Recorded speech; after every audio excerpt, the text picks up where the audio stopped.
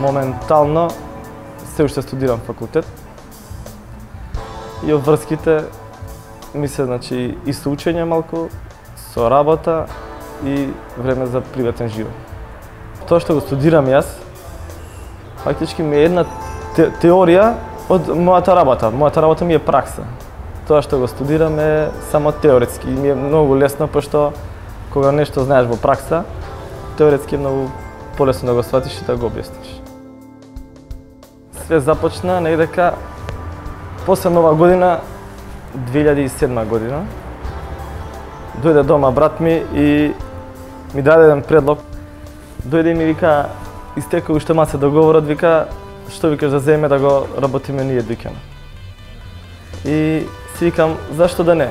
Доста веќе други не го работат дуќанот, доста ние работиме за друг да ни газдува или да ни одредува работно време и све.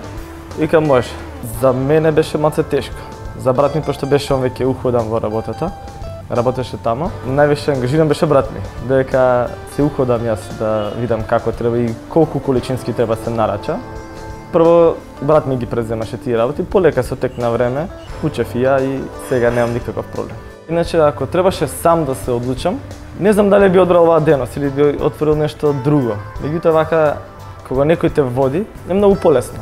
Нормално, секој пат има падови и искачувања, меѓутоа, тоа многу зависи во нашата работа и од времето. Значи, зимно време кога помалце се движат луѓето, значи нема раздвиженост толку, опаѓа работата. Летно време и пролет кога се раздвижено сите, кога имаат тимул за излегување надвор, значи работата е зголемена. Најчести муштери околните комшии. Нормално има и доста пролазници, многу пролазници, кои што бидејќи паркот е дестинација која што многу ја посетуваат, особено во летниот период. Има многу пролазници, пошто мојата улица е главна за натаму. Често се случува тоа луѓето да забораваат работи, значи кај мене во дуќан, дали се тоа кусурот, дали новчаници, клучеви, наочари, мобилни телефони.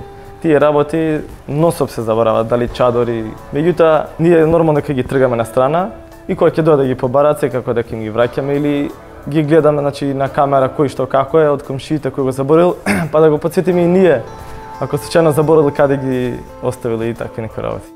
Работното време ни е многу флексибилно, бидејќи идеме, значи, кој кога му одговара. Ако јас не сум во можност да отворам себелето, се договарам со брат ми и он отвара, дали јас ќе идам меѓу смена, дали втора смена, или брат ми ќе работи двократно, значи, тоа е ствар на договор. Во слободно време возам мотор, во слободно време, значи, сакам да шетам. Нормално и дружење со друштвото, слободата е во работата, значи, опуштен си со мислите. Друго е кога имаш ти притисок од некој, значи, да имаш таргет да постигнеш, да мора толку и толку да продадеш до тој датум или нешто слично, не. Пошто најубаво е кога човек си работи сам за себе. Значи нема некој кој што ќе го надгледува или да му врши притисок. Човек кога си работи сам за себе, значи ќе си најде време и за све. И за приватен живот и за работа.